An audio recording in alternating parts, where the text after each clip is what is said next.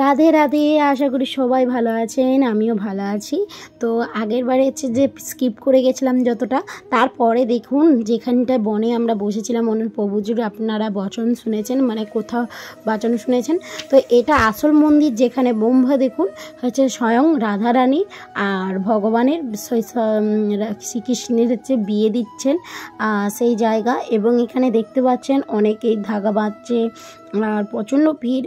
যেভাবে হোক একটু করে ভিডিও তুলেছি, আর সত্যি এই মুহূর্তটা দেখার জন্য খুবই আকুত হয়েছিলাম।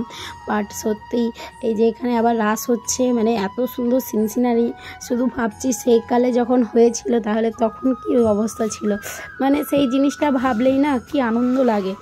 আর সত্যি আমার একদিকে মাঝে মাঝে নিজে ভাবি যে সত্যি আমার কত ভাগ্য যে আমি রাধারানী স্বয়ং যেখানে বিয়ে হয়েছিল সেখানে আমি যেতে পেরেছি এবং সেই জায়গা দর্শন করতে পেরেছি, ওটাও ভাগ্যের দরকার।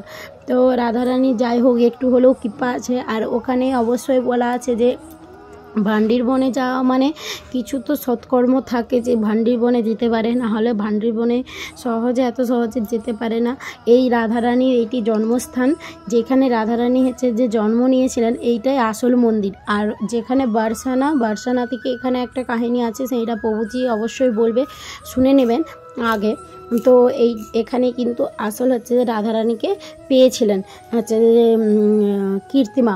তো এই যে আসল জায়গা দেখুন, রাধারানীর জন্মস্থান। এই মাতাজির হচ্ছে যে আপনারা যদি ইউটিউবে সার্চ করেন যে রাধারানীর জন্মস্থানের মানে কোথা, তো এখানে আপনারা শুনতে পাবেন। তো আমরা যেখানে রাধারানীকে কীর্তিমা হচ্ছে যে পেয়েছিলেন সেই জায়গাটাকে আমরা এখন যাচ্ছি। ওখানে একটা কুণ্ড আছে ওই মন্দিরের পিছনে, খুব সুন্দর। আর এত সুন্দর দেখো, এখানে আগে নাকি অনেক বন ছিল, এখন হচ্ছে যে পরিষ্কার হয়ে গেছে। আর আগের কথা তো জানি না আমরা, যতটা প্রভুজি বলেছেন। তো মাসি আর মা আসছে সব, এত রোদ যে পা ফেলানো যাচ্ছে না, প্রচণ্ড তাপ এখানটায়। আর তবু তো আমরা গেছি হচ্ছে কার্তিক মাসে, তবুও এখানটায় তো মানে কী বলবো, তাতায় এখনও এই অবস্থায় গরম আর কি।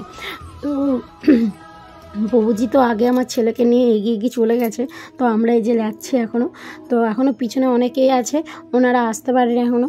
তো ততক্ষণ তোমরা একটু ভিউজ মানে নাজারাটা খুব সুন্দর দেখে নিন। আর কোনটা এত ভালো লেগেছে, আমি তো ওখানে ঝুমতে চালু হয়ে গেছে আমার।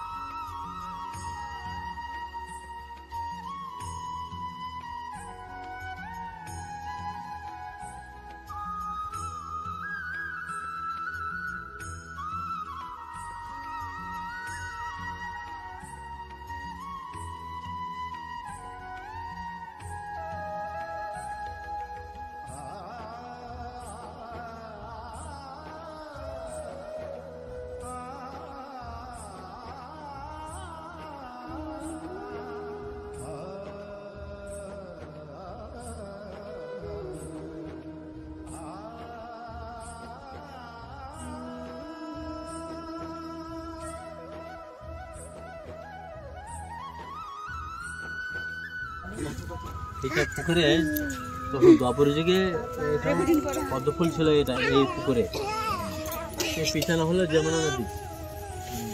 আগে এখান থেকে যমুনা নদী ছিল, এসব এইগুলো সব যমুনা নদী ছিল এসব।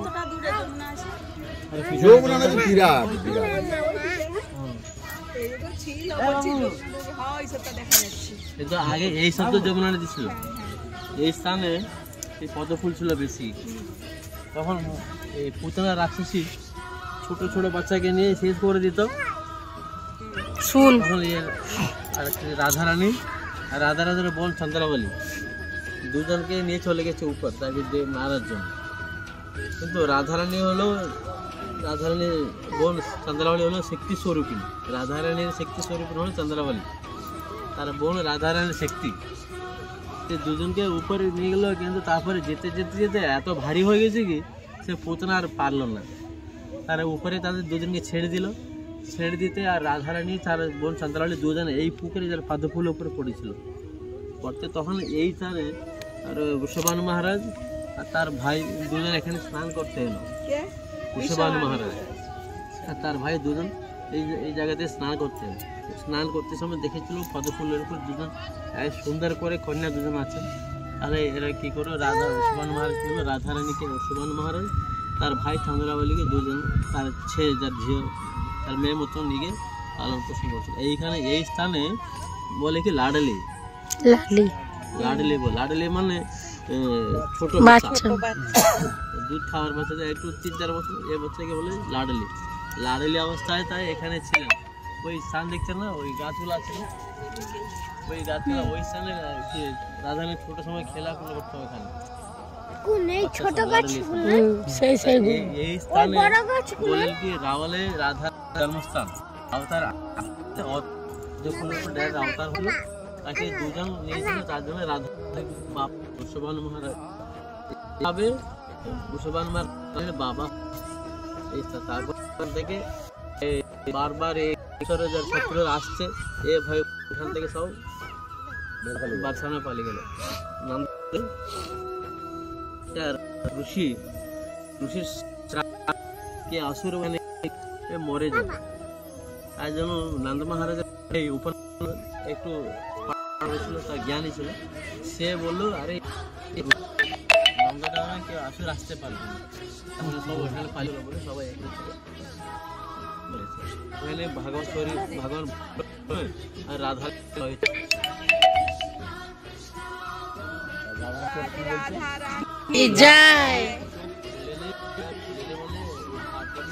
রাধারানী তুমি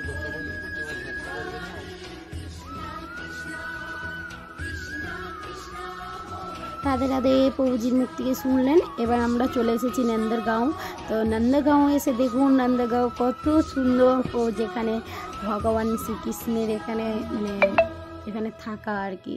তো সত্যি ভাবার বাইরে। তো চলুন আপনারাও দর্শন করুন নন্দগাঁও এবং এখানে পরিবেশ। আর নন্দগাঁও ভিতরে তো এলাও নেই ক্যামেরা, যতটা পারবো আপনাদের সাথে শেয়ার করব। আর খুব সুন্দর জায়গাটা দেখুন। আর এই যে বানর আমাদের সে দেখাচ্ছে, বানর সাবধান নাহলে। আর সত্যি কথা বলতে বানর দিকে সত্যিই সাবধান, কখন ছু মেরে এসে ছু মন্তর করে নিয়ে চলে যাবে তার ঠিক নেই। তো খুব সাবধানেই আমি কিন্তু ভিডিওটা করছি, আরও যে একটু ভালোভাবে করব সেই উপায় নেই। তো প্রভুজি এখানে আবার হচ্ছে এখানের যে গল্পটা, যে নন্দগাঁও এসে হচ্ছে যে ভোলেনাথ কীভাবে হচ্ছে যে দর্শন পাওয়ার জন্য এখানে বসেছিলেন, এবং হচ্ছে দেখুন আমার মেয়ে কীরকম নন্দীরকে আদর করছে। এবার এখানে সিনারিগুলো দেখুন খুব সুন্দর।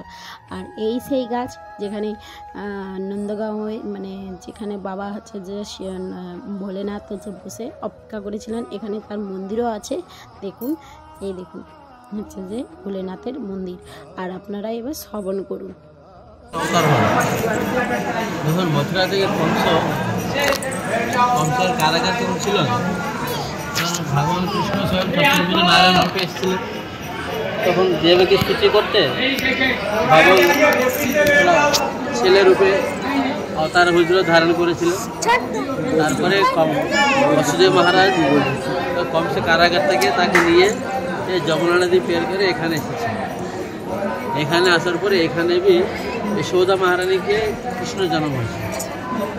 কিন্তু এখানে তফাৎটা কি, মানে যে কংসের কারাগারে যে জন্ম হয়েছিল সেটা হল ছত্রপতি নারায়ণ।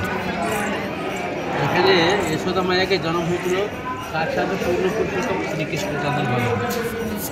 তো কংস কারাগার থেকে যে বসুদেব মহারাজ কৃষ্ণকে এখানে নিয়ে আসার পরে এখানে যে জন্ম হয়েছে কৃষ্ণ, এই দুটা এক হয়ে গেল, দুটা এক হয়ে গেল। সবাই ভাবে কি কৃষ্ণ জন্ম হলো মথুরাতে, কিন্তু কৃষ্ণ ভগবানের জন্ম মথুরাতে হলো, এখানেই হলো, দুই জায়গাতে হলো। এটা পূর্বজন্মের একটু লীলা ছিল। এই লীলার কারণে যশোদা নন্দ মহারাজকে ভগবান কৃষ্ণকে জন্ম হলো। ওইরা হলো ইন্দ্রের দেবতার মা বাবা। দেবকী বসুদেব হলো একটা রূপে বলে কাইকে, আর দশরথ মহারাজ বলে। যশোদা মায়াকে কৌশল্যা দশরথ মহারাজ এরকম বলে। আগে এটা পুরো জন্মে এটা লীলা আছে। মানে ব্রাহ্মণ স্বামী স্ত্রী দুজন মানে বহুত দরিদ্র, খেতে পারেনি, সব দিন ভিক্ষা করে একটু খেত। তাদের ঘরে একজন সাধু। তো প্রভুজির কথা শুনে আপনাদের কেমন লাগলো অবশ্যই কমেন্ট করে বলো। আর এই একটা জায়গা যেখানে ভগবান হচ্ছে যে মাটি খেয়েছিলেন সেই জায়গা, তো আমি ঠিক জানি না অতটা ভালোভাবে, তো মাতাজির দিকে জিজ্ঞেস করলে অবশ্য বলে দিত, বাট তখন বলেছিল আমি এতদিনে সব মানে ডিলিট করে বলেছি মাথা থেকে, আর কি বলবো।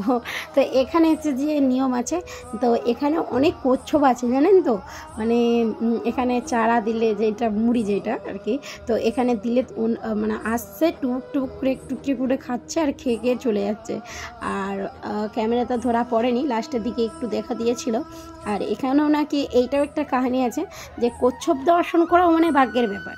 তো যাই হোক, রাধারানীর কৃপায় মানে পেয়েছি, এবং আমরা এবার চলে এসেছি খুব আনন্দময় জায়গায়, যেখানে হচ্ছে যে কী বলবো, আনন্দের সীমা নেই, কেউ মানে আর বুড়ো ছোড়া কেউ নেই, সবাই আমরা বাচ্চা হয়ে গেছিলাম সেই সময়টায়। আর এই জায়গাটাকে আসার জন্য আমি প্রচণ্ড কী বলবো, মনের মধ্যে আশা আকাঙ্ক্ষা রয়ে গেছিলো, আগেরবারে আসতে পারিনি। তো ফাইনালি আমি এসেছি, আর বৃন্দার মাকে বলেছি জানো তো আমার এতদিনের পর আশা মিটলো। আর আমি ফাইনালি মানে এই জায়গাটাকে আসতে পেরেছি। আপনারা কি ভাবছেন যে জায়গাটা কি বলুন তো? এই সেই জায়গা যেখানে স্বয়ং ভগবান মানে শ্রীকৃষ্ণ এখানে এসে হচ্ছে যে খেলা করতেন এবং এখানে ধুলো ঘাটতেন। এই রমণ রথিতে যে আসবে একদম মন ভার থাকবে না, তার মন একবারে আনন্দে গদগদিয়ে যাবে। আর এখানে নিয়ম আছে যে বাচ্চার মতন মানে অত লজ্জা আর কে কি ভাববে এই জিনিসটা ভাবলে হয় না। এখানে তোমার মনকে এবার নির্মল করে নিতে হয়। আর এখানে যে যেরকম পারে গড্ডাগড্ডি এবং গড়াগড়ি। আর আমি তো প্রচুর মজা করেছি, মাসিকে নিয়ে প্রচুর গড়াগড়ি করেছি, এবং নিজেও প্রচণ্ড মানে কি বলবো, এই মাটিটার মধ্যে মনে হচ্ছে যে মিশে যাই। আমি প্রচুর ঘেঁটেছি। আর সত্যি কথা বলতে আমি এখন খুব মিস করি, মনে হয় যে এখনই চলে যাই ওখানে, এখনও মানে আনন্দের শেষ নেই। আর ওখানে যেই যায় সেই সত্যি কথা বলতে তার আশা কোনো দিনই পূরণ হয় না। আর সেই ভিডিওগুলো মেসোর কাছে আছে, মেসো আমাকে দেয়নি, ওগুলো পাঠায়নি। যাই হোক, যতটা পেরেছি আপনাদের সাথে শেয়ার করছি। আর এখানে সত্যি কথা বলতে জানেন তো, এখানে আরেকটা নিয়ম আছে, অনেকের মুখে শুনেছি যে আপনি যদি মন থেকে এখানে ভগবানের কাছে কিছু মানত করে আসেন তো মানত পূরণ হয়। তো হচ্ছে যে আমার একটাই যে এই বজধামে ভগবান যেন আমাকে টেনে নেয় আর এখানে করেই রেখে দেয়। তো রাধারানীর যদি কৃপা হয় অবশ্যই যাব, আর আপনাদের সাথে তো শেয়ার করবই। তো দেখুন আমার পাগলামিটা, শুধু পাগলামি করেই যাচ্ছি, শুধু দেখে যান এবারে পাগলামি সবার।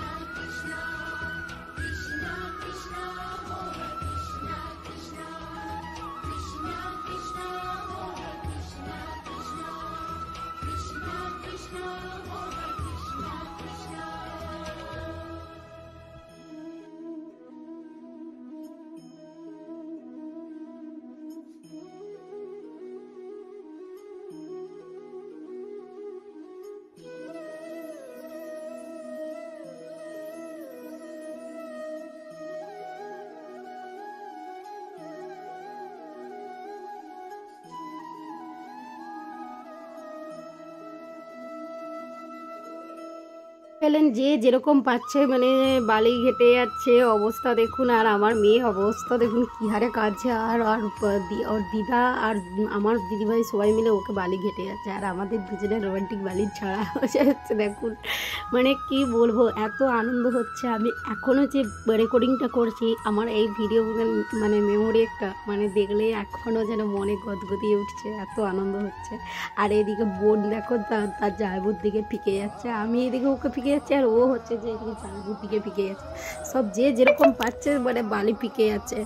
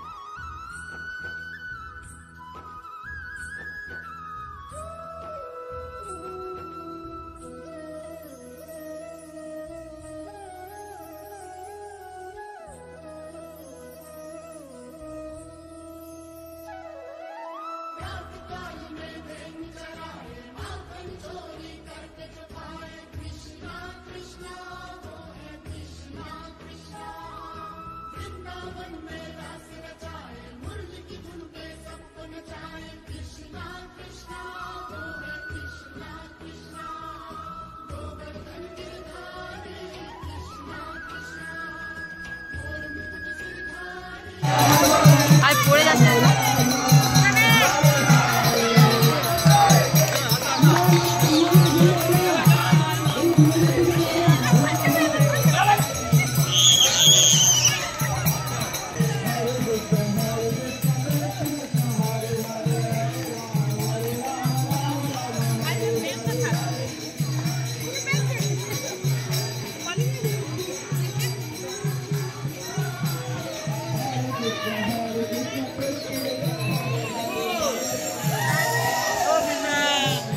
তো আমরা বাইরে এসে দেখলাম এখানে অনেক হরিণ আছে, কি সুন্দর, কি কিউট কিউট হরিণ। মানে এত মানে এখানে জব বিক্রি হচ্ছে, মানে সেই ধান জব বলে না, জব হচ্ছে এখানে বিক্রি হচ্ছে। তো এক বাটি 20 টাকা করে। তো আমরা নিয়ে এসে যে এনার দিকে মানে দেখুন কি সুন্দর খাচ্ছে, দেখুন হাতে ধরিয়ে দিলেও হচ্ছে যে কুটুক কুটুক করে খেয়ে নিচ্ছে। আর হচ্ছে যে বাটি ধরিয়ে দিয়েছি, আমার ছেলেরা হচ্ছে ভয় পাচ্ছে, ওকে বলি বাটি এ করে ধরো বলে ও বাটি এ করে ধরাচ্ছে, আর ওই দিক দিয়ে হাতে করে খেয়ে নিচ্ছে। দেখুন কি সুন্দরভাবে খাচ্ছে, কি ভালো লাগছে।